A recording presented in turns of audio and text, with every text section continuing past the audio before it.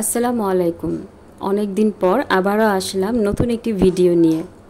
কেমন আছেন সবাই? আলহামদুলিল্লাহ আমি ভালো আছি।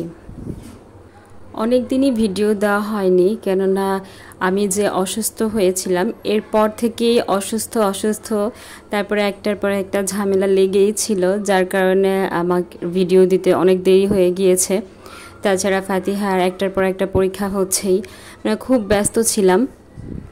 তো আজকে মনে হলো না একটা ভিডিও দেই, সবার কথা মনে পড়ছে।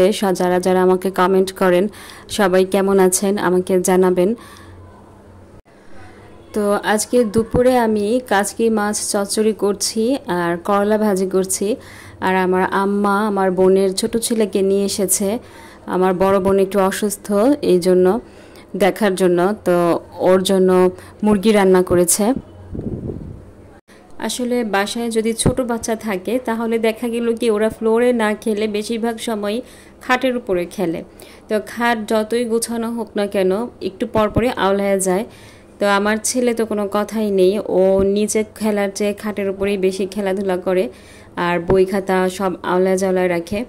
তো আমি একটু গুছানোর চেষ্টা করছি, আর এই যে গুছাতে গিয়ে একটা ব্যথাও পেয়ে গিয়েছি হাতের মধ্যে। আর আমার বড় বোনের ছেলের পরীক্ষা শেষ, আমরা হয়তোবা আর একসাথে বেশি দিন থাকবো না, 2-3 মাস থাকা হইতে পারে। এরপরে ওরাও বাসা ভাড়া নিবে বা আমিও বাসা ভাড়া নিতে পারি, কিংবা এই বাসায় থাকতে পারি। তো ওইগুলাই আর কি, মানে দুজনে মিলে সিদ্ধান্ত নিচ্ছিলাম যে কি করা যায়, কোথায় যাব, মানে ছেলে মেয়েকে কোথায় ভর্তি করাবো, ওই ডিসিশনগুলো নিচ্ছিলাম। আর এদিকে আমার ছোট বোনের ছেলে আর আমার ছেলে দুজনেই খেলা করছে। তো আমার ছোট বোনের যে বড় ছেলে, ওর সাথে রায়ান বেশি মারামারি করে, এজন্য আম্মা ওকে আনেনি, ছোট জনকে নিয়ে এসেছে। তারপরেও দেখা গেল কি ওকে অনেক জড়ায় টড়ায় ধরে, ও চিৎকার দেয়। ছোট বাচ্চা এত জড়াজড়ি পছন্দ করে না।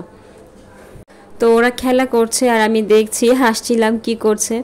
আজকে এই পর্যন্তই, পরবর্তী ভিডিও দেখার অপেক্ষায় থাকবেন। আল্লাহ হাফিজ, আসসালামু আলাইকুম।